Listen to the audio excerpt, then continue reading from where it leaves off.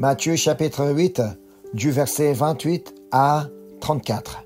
Je lis le passage d'aujourd'hui.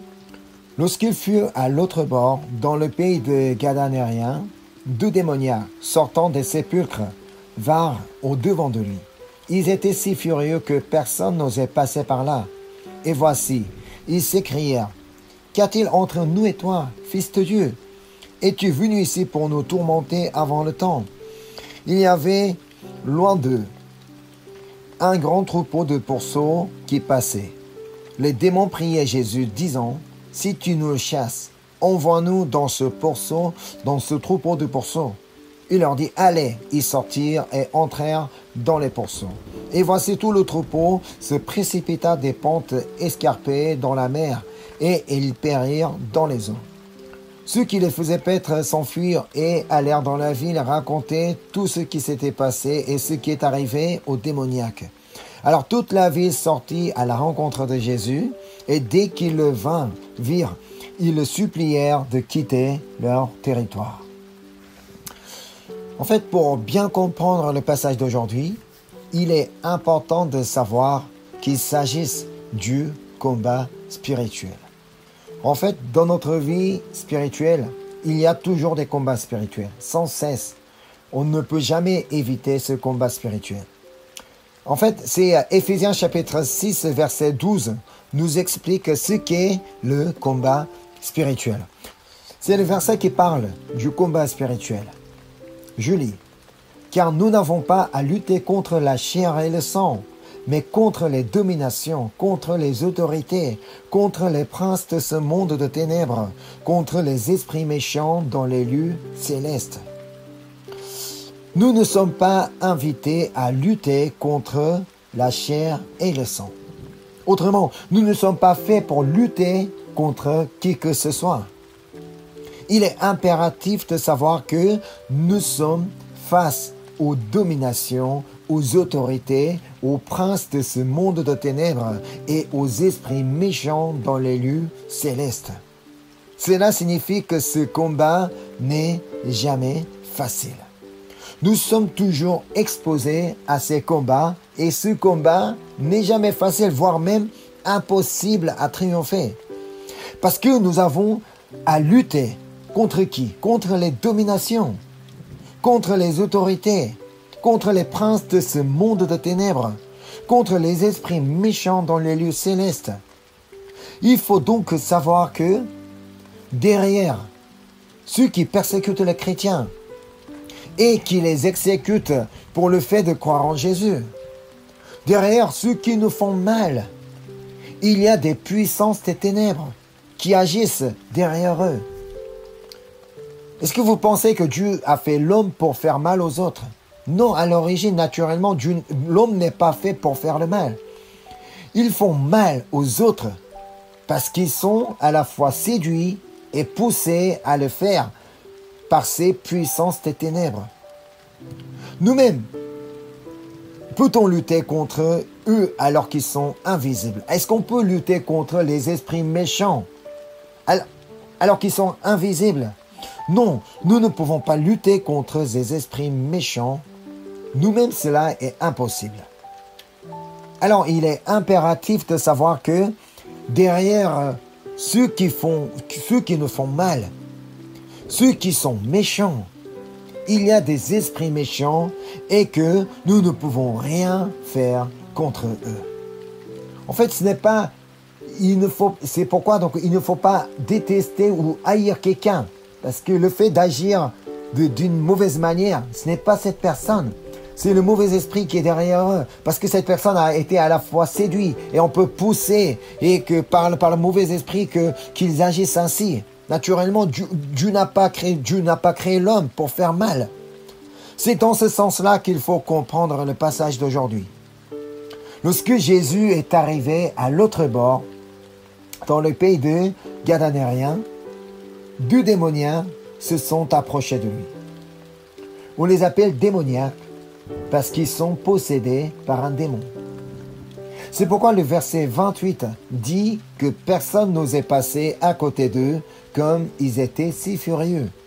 Lorsqu'ils furent à l'autre bord, dans le pays des Gadanériens, 2 démoniaques sortant des sépulcres vinrent au-devant de lui. Ils étaient si furieux que personne n'osait passer par là. Il est peu probable qu'ils aient été comme ça depuis leur enfance. Ce n'est pas possible qu'ils soient nés comme ça dès l'enfance, dès la naissance, qu'ils étaient démoniaques. Non, on ne sait pas depuis quand. En tout cas, depuis qu'ils sont possédés, ils ont commencé à habiter auprès des sépulcres. Parce qu'ils ne pouvaient plus habiter dans leur maison. Tout le monde avait peur d'eux, car ils étaient si violents, si furieux. La version de Marc nous donne plus de détails sur ces personnages. On va aller voir l'évangile de Marc, chapitre 5, du verset 3 à 5. Cet homme avait sa demeure dans les sépulcres, et personne ne pouvait plus le lier, même avec une chaîne. Car souvent il avait eu les fers aux pieds, et avait été lié des chaînes. Mais il avait rompu les chaînes et brisé les fers, et personne n'avait la force de le dompter. Il était sans cesse, nuit et jour, dans les sépulcres et sur les montagnes, criant et se meurtrissant avec des pierres. Selon Matthieu, ils étaient 2, mais selon Marc, il était seul. Nous ne pouvons savoir pourquoi, mais il est possible que l'état d'un d'entre eux était beaucoup plus grave que l'autre. C'est pourquoi Marc aurait préféré de mentionner que celui qui était plus violent que l'autre. En tout cas, comme on vient de le lire, personne n'avait la force de la dompter. On n'était plus capable de le gérer, de le contrôler. On peut se demander s'il était aussi puissant que ça. Est-ce qu'il était quelqu'un qui était bien musclé, qui avait beaucoup de force, tout ça? Mais non. Mais ce que je peux dire, d'après mon expérience personnelle, le diable use le corps de celui en qui il a la possession.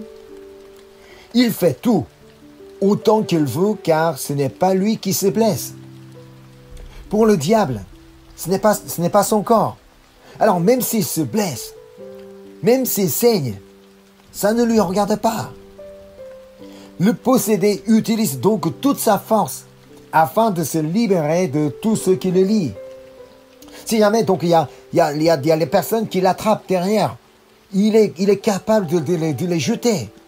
Parce que le Satan, il fait utiliser tout son corps, toute sa force. Même s'il se blesse, même s'il y a une partie de muscle qui se déchire, ou il y a un os qui se casse, ça ne le regarde pas parce que c'est pas son corps. C'est ça, c'est son objectif. Alors, celui qui est possédé, donc le démoniaque, il fait peur à tout le monde. Rien que le voir dans ses yeux, sa manière d'agir, sa manière de parler, ça fait peur à tout le monde. Mais que s'est-il passé lorsque Jésus est arrivé auprès d'eux? Revenons au passage d'aujourd'hui, Matthieu chapitre 8, verset 29. Et voici, ils s'écrièrent, « Qu'a-t-il entre nous et toi, fils de Dieu? Es-tu venu ici pour nous tourmenter avant le temps ?» Eux, ils avaient peur de Jésus. Alors que tous les habitants du pays avaient peur de lui, mais lui, il avait peur de Jésus. Jésus n'a rien dit depuis qu'il est arrivé à bord. Mais il savait déjà qui il était. Car il l'appelle Fils de Dieu. Ces hommes-là, ils l'appellent Fils de Dieu. Qu'est-ce qui pourrait leur apprendre que Jésus est le Fils de Dieu? Tandis que personne n'osait passer devant eux, personne n'osait parler avec eux. Personne ne pouvait leur apprendre que Jésus est le Fils de Dieu.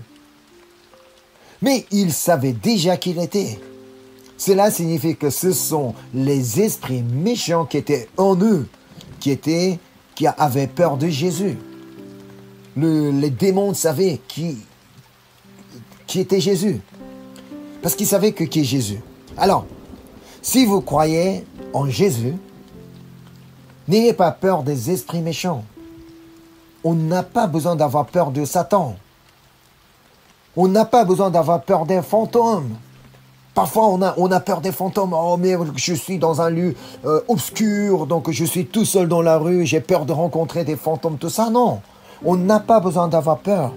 Écoutez ce message de Jésus.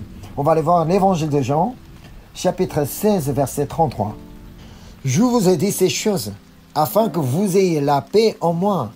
Vous aurez des tribulations dans le monde, mais prenez courage, j'ai vaincu le monde. Étant donné que Jésus, qui a déjà vaincu le monde, est avec nous, encore, il est en nous. Nous n'avons aucune raison d'avoir peur des esprits méchants. Dans la rue, peut-être on peut avoir peur des personnes dangereuses, mais pas les fantômes. Ils ne peuvent rien contre nous. Dans notre maison, nous avons une chambre au sous-sol. Comme elle est au sous-sol, elle fait vraiment sombre sans la lumière. Tant qu'on ne n'allume pas, on voit rien, on voit quasiment rien du tout dans cette chambre. Un jour, je suis allé à cette chambre avec mon fils qui avait à peine 2 ou 3 ans. Et lorsque j'ai ouvert la porte, il a tout de suite couru dans la chambre, alors qu'elle était toute noire, alors qu'on ne voyait rien du tout. Alors je me suis dit, mais comment c'est possible? Comment il peut se jeter comme ça? J'ai compris que c'était pour 2 raisons. Tout d'abord, il n'avait pas peur, car son papa était avec lui, car son papa était derrière lui. Deuxièmement, parce qu'il savait que son père va allumer la lumière, parce qu'il savait qu'il n'allait pas rester dans l'obscurité. C'est pareil pour nous. Nous ne devons pas ignorer le message que Dieu a donné à Josué qui avait peur de conquérir la paix, la terre que Dieu avait promise.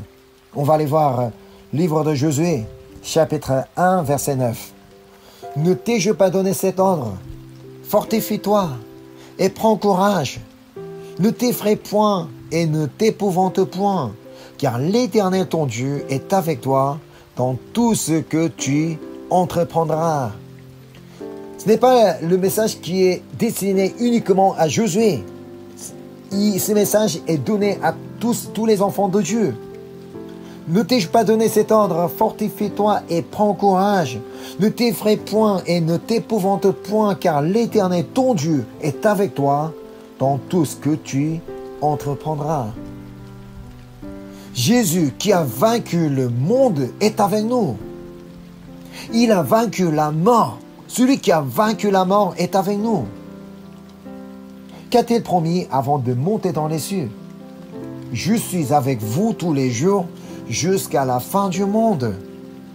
Alors, il nous suffit d'avoir la foi en Jésus. Écoutons ce message de 1 Jean, chapitre 5, versets 4 et 5. Parce que tout ce qui est né de Dieu triomphe du monde. Et la victoire qui triomphe du monde, c'est notre foi. Qui est celui qui a triomphé du monde, sinon celui qui croit que Jésus est le Fils de Dieu? Qui est celui qui a triomphé du monde, sinon celui qui croit que Jésus est le Fils de Dieu? C'est la question. Tout le monde avait peur de ces 2 démoniaques. Personne n'osait s'approcher d'eux.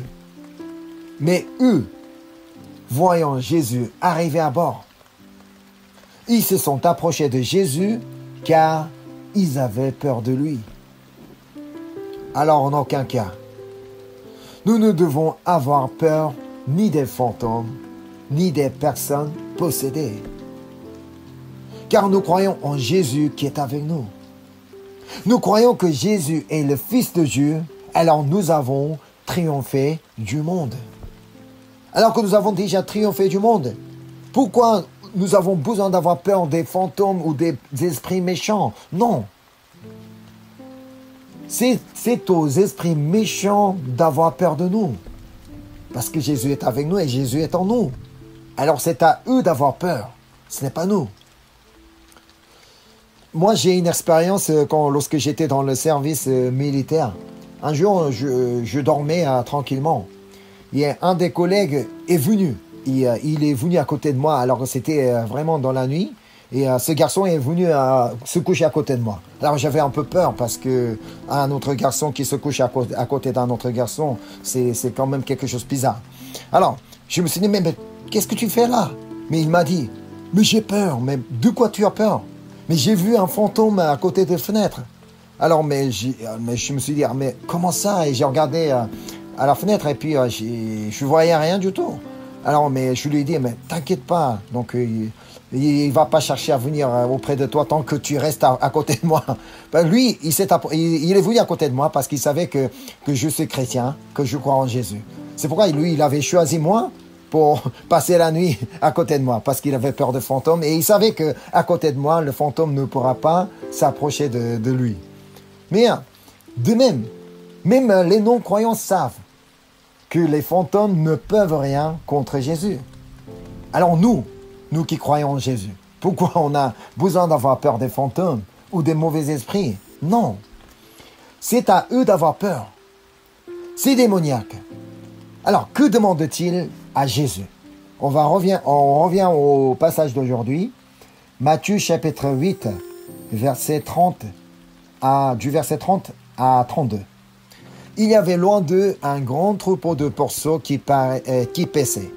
Les démons priaient Jésus, disant, « Si tu nous chasses, envoie-nous dans ce troupeau de pourceaux. » Il leur dit, « Allez, ils sortirent et entrèrent dans les pourceaux. » Et voici, tout le troupeau se précipita des pentes escarpées dans la mer, et ils périrent dans les eaux. En lisant cette histoire, on pourrait dire, mais que se passe-t-il? Mais quelle perte! Puisque ces pourceaux ont perdu leur vie à cause de Jésus. Si Jésus n'avait pas autorisé aux démons d'entrer dans les pourceaux, ils n'auraient pas perdu leur vie. Jésus pouvait simplement dire, non mais allez-vous-en, donc cassez-vous là. Non mais il n'a pas dit. Parce que Jésus a autorisé ces démons d'entrer dans ces pourceaux-là qu'ils sont tous morts. Mais quelle perte pour le propriétaire de ce troupeau. Ça devait être vraiment choquant pour le propriétaire. C'est pourquoi les gens de ville ont demandé à Jésus de quitter leur territoire. C'est ce qu'on peut lire au verset 33 et 34. Ceux qui les faisaient paître s'enfuirent et allèrent dans la ville raconter tout ce qui s'était passé et ce qui est arrivé aux démoniaques. Alors toute la ville sortit à la rencontre de Jésus et dès qu'ils le virent, ils le supplièrent de quitter leur territoire. Ils ont supplié de quitter leur territoire car ils avaient peur de perdre encore autre chose que les pourceaux. Oui, la perte était grande. Ça, je ne le dis pas contraire. Mais il ne fallait pas oublier que les démoniaques étaient rétablis. Ils ont été libérés des démons. Ils ont été guéris. Les habitants du pays devaient vivre dans la peur à cause d'eux. Parce qu'ils avaient peur de passer à côté. Car ils étaient si violents et si furieux. Mais ce problème était résolu maintenant. Avec l'arrivée de Jésus, ce problème était résolu sur place. Ils étaient libres de passer partout où ils veulent, sans avoir peur de le croiser. Bien sûr, il y a eu des pertes, mais il y a aussi eu des gains. Non pas seulement leur problème a été résolu, mais encore 2 âmes ont été sauvées ce jour-là. Ces 2 démoniaques ont été perdus, mais maintenant retrouvés. Parce qu'ils ont rencontré Jésus, qu'ils ont pu être sauvés de leur situation. Pour ces 2 démoniaques, eux-mêmes, ils n'avaient aucun moyen d'être délivrés de ces mauvais esprits.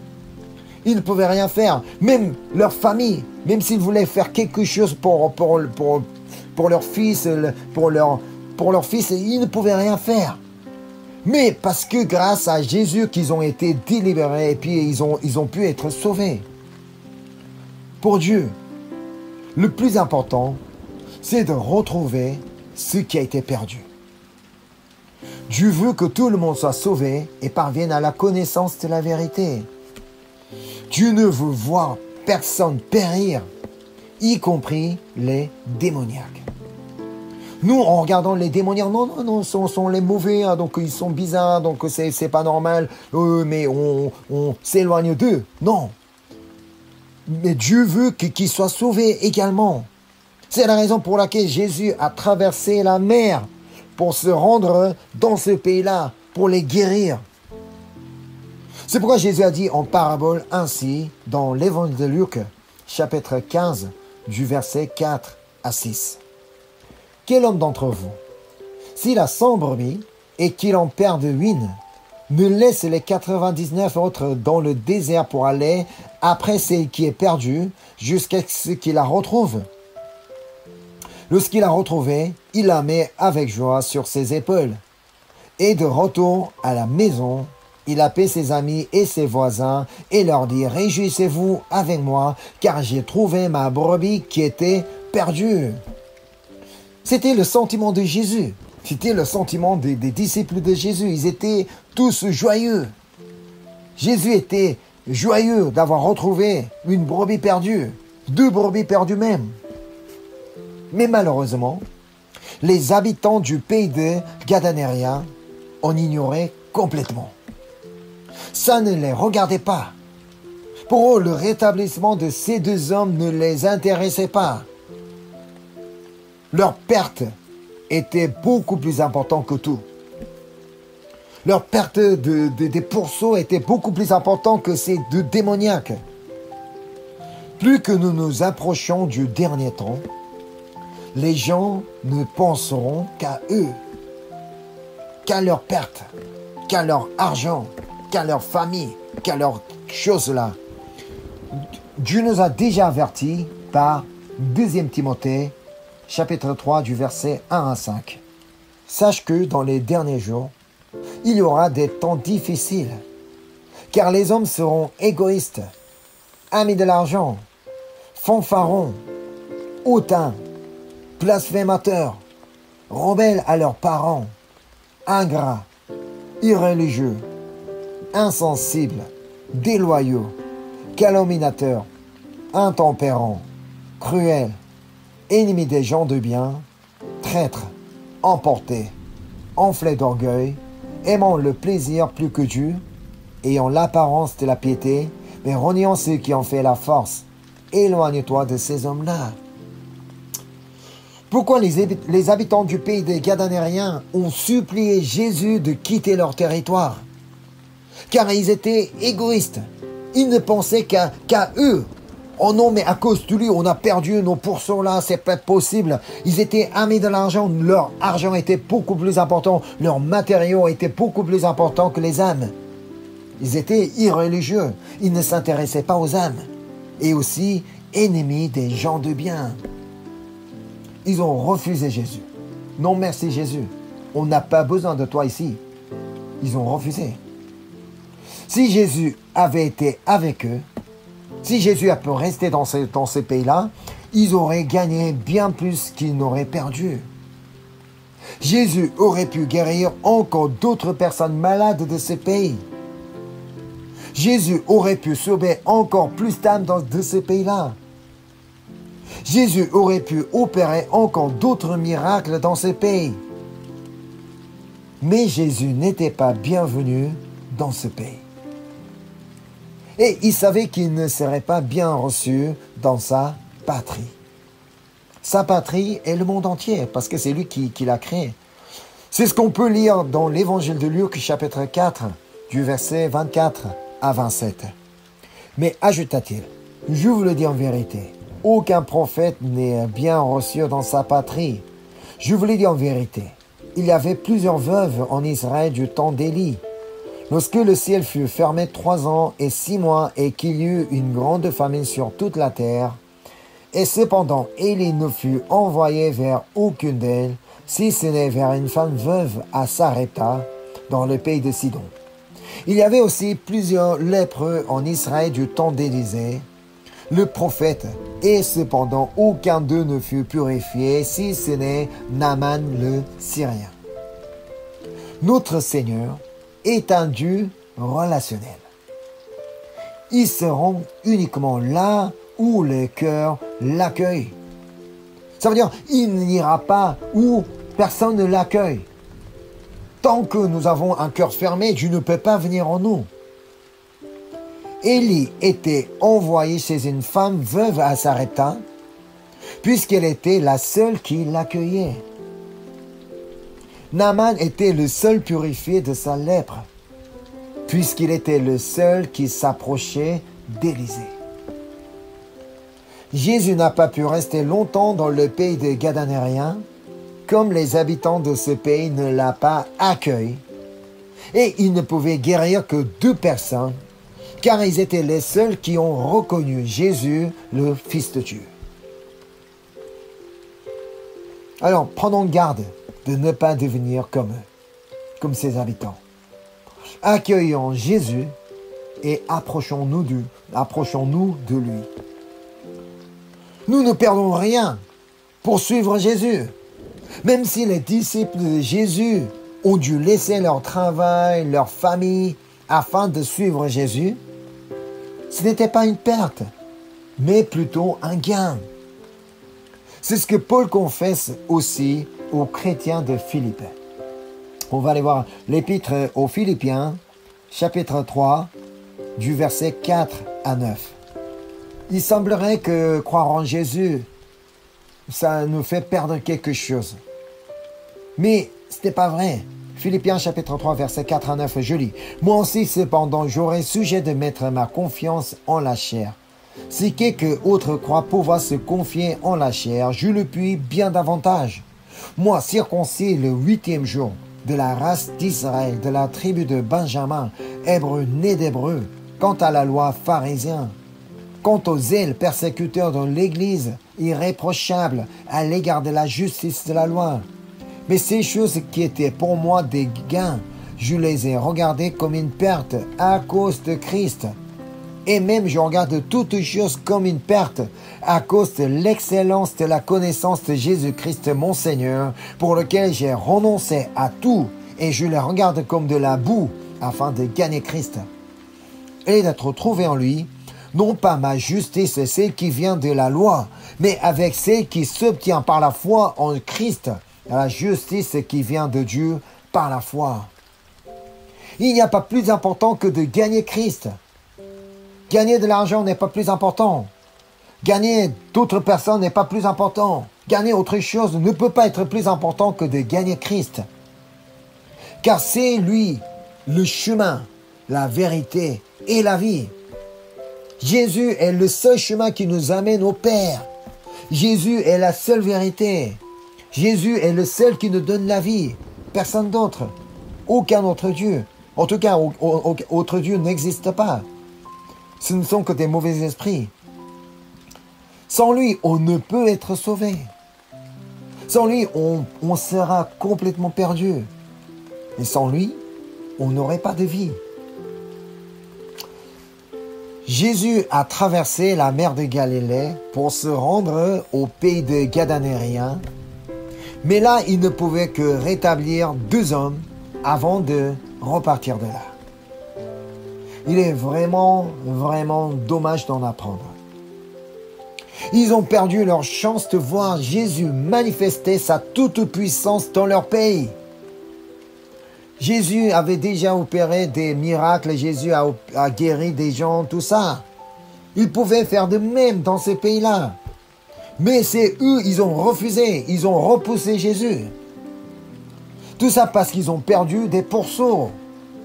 À cause des pourceaux, ils ont refusé Jésus. De quoi avez-vous peur de perdre aujourd'hui? Qu'est-ce qui vous empêche de suivre Jésus? Dans Marc chapitre 10, on peut lire une histoire d'un homme qui avait peur de perdre son argent. On va aller voir l'évangile de Marc chapitre 10, du verset 17 à 23. Comme Jésus se mettait en chemin, un homme accourut et se jetant à genoux devant lui. « Bon maître, lui demanda-t-il, que dois-je faire pour hériter la vie éternelle ?» Jésus lui dit, « Pourquoi m'appelles-tu bon? Il n'y a de bon que Dieu seul. Tu connais les commandements. Tu ne commettras point d'adultère.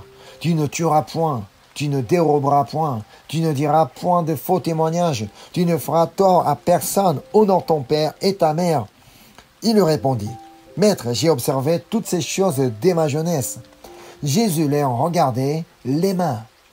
Et il lui dit, Il te manque une chose. Va, vends tout ce que tu as, donne-le aux pauvres, et tu auras un trésor dans le ciel. Puis viens et suis-moi. » Mais affligé de cette parole, cet homme s'en alla tout triste, car il avait de grands biens. Jésus, regardant autour de lui, dit à ses disciples qu'il sera difficile à ceux qui ont des richesses d'entrer dans le royaume de Dieu. Merci Seigneur que je ne sois pas aussi riche et que nous ne soyons pas aussi riches. Finalement, cet homme avait perdu son combat spirituel. Lorsque Jésus lui a dit d'aller vendre tout ce qu'il a et le donner aux pauvres, il devait y avoir un conflit dans sa tête. Ah, est-ce que je fais ce qu'il me dit de faire? Si je donne tout, je fais quoi après?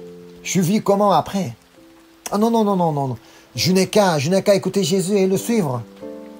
Mais qu'est-ce que je fais? Je vais pour aller vendre tout ce que j'ai. Ah non, non, non, mais qu'est-ce que je fais pour mon avenir? Voilà. Comme ça, il n'est pas le seul à hésiter devant la parole de Dieu. Ce n'est pas parce que nous connaissons la parole de Dieu que nous en mettons en pratique. Ce n'est pas d'une manière systématique ou automatique que nous allons mettre en pratique parce que nous connaissons bien la parole de Dieu. Pour la mettre en pratique, un combat spirituel intense se déclenchant. D'un côté, le Saint-Esprit nous dira et nous aidera à observer la parole de Dieu. Vas-y, aime ton prochain. Vas-y, réjouis-toi. Prie-toi. Et rends grâce à Dieu. Et d'un autre côté, le diable nous séduira pour ne pas l'observer. Non, non, non, tu ne peux pas aimer une telle personne, ça c'est pas possible. Tu dois le haïr. Tu dois le même maudire. Non, tu ne peux pas te réjouir dans tes situations, ça c'est pas possible. Je ne peux pas te laisser dans tes situations. Tu ne peux pas rendre grâce à Dieu. Non, pas possible. Mais comme je l'ai déjà dit au début, nous ne pouvons nous-mêmes vaincre cet esprit méchant qui nous séduit et qui nous attaque. Seul Jésus peut le vaincre. Alors nous devons rester attachés à Jésus. Car sans lui, nous ne pouvons rien faire. Car sans lui, nous ne pouvons pas gagner le combat spirituel. Afin de rester attachés à Jésus, nous devons nous approcher de la parole de Dieu et de prier en demandant de l'aide au Saint-Esprit. Nous-mêmes, nous ne pouvons pas remporter le combat spirituel. Il faut l'avouer. Franchement, il faut l'avouer. Nous sommes incapables. Si on croit être capable, non, je peux remporter ce combat spirituel. Alors, comme ça, on passera toute notre vie à perdre. On sera un grand perdant. Et on pourrait aussi devenir des démoniaques qui fait peur aux autres, qui fait trembler les autres. Voilà. N'oubliez pas que le Saint-Esprit vient au secours de notre faiblesse. C'est ce que disent Romains chapitre 8, versets 26 et 27. De même aussi, l'Esprit nous aide dans notre faiblesse, car nous ne savons pas ce qu'il nous convient de demander dans nos prières. Mais l'Esprit lui-même intercède par des soupirs inexprimables. Et celui qui sonde les cœurs connaît quelle est la pensée de l'Esprit, parce que c'est selon Dieu qu'il intercède en faveur des saints. Amen. Pour que nous puissions remporter le combat spirituel, nous avons besoin de Saint-Esprit. Nous-mêmes, on ne peut pas. Il est là pour aider dans notre faiblesse. Alors, si nous continuons à lui demander de l'aide, il nous aidera à ne pas avoir peur.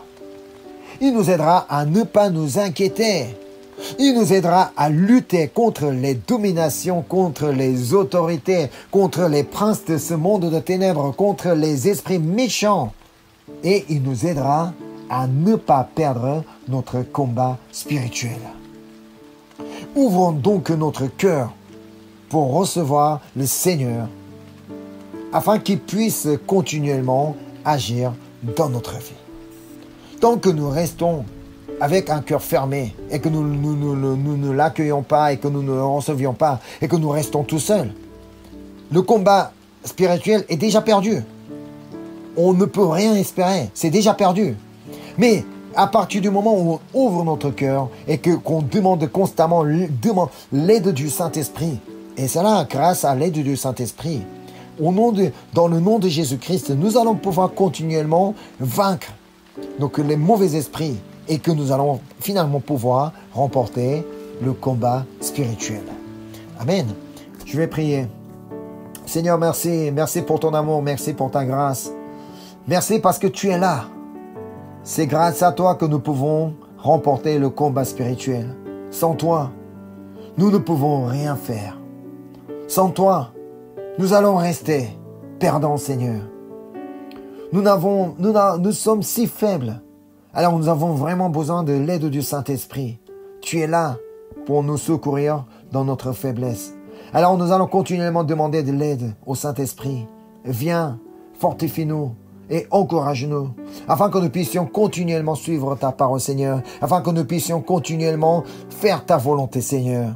Ainsi, nous voulons continuellement remporter le combat spirituel jusqu'à ce que nous allions dans ton royaume ou bien jusqu'à ce que tu reviennes au monde, Seigneur.